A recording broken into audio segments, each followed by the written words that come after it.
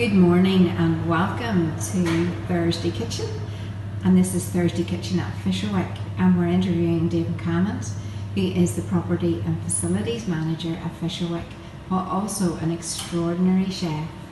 So good morning, Dave. Morning, Linda. Morning, everybody else in the Fisherwick family. So Dave, tell us how you got into cooking. Mostly, as you can see, from the love of eating. It's just something that I was encouraged to try as a child. My mother always encouraged us to come up to the cooker and to have a go. My grandmother was a great baker as well, so cooking was always part of our life, and we were always just encouraged to come up and try it.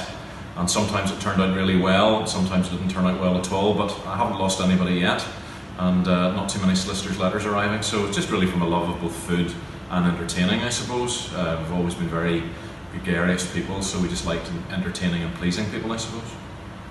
That's good, and many of us have appreciated tasting your lovely food. And what made you think of cooking for the congregation and friends and neighbours of Fisherwick? Well, any of you who know my wife will know why I would much rather spend time here in the kitchen than in self-isolation with her. No, that's only a joke. I do love her dearly, although she does keep asking me why there's such a big hole being dug in the patio at the back of the house.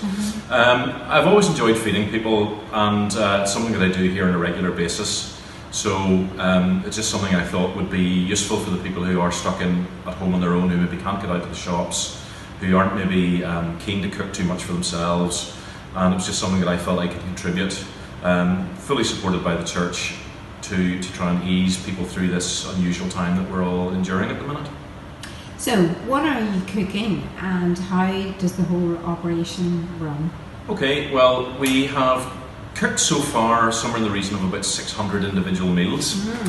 And they have ranged from simple things like Irish stew to cottage pie to a few pasta options, a number of soups.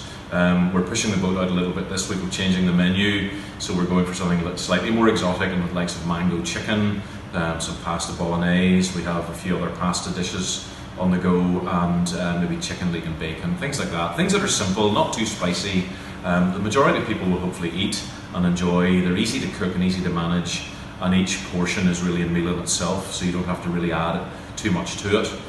So really just to try and maintain the simplicity, but also the nutritional value of what we're hoping to pass out to people and help them along the way.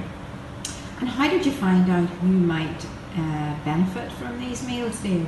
Well, there's a great network of elders here in the church who are in constant contact with the people out in their network. Each of the elders is assigned a district. So there's a fair idea of who might be out there and who is needing food.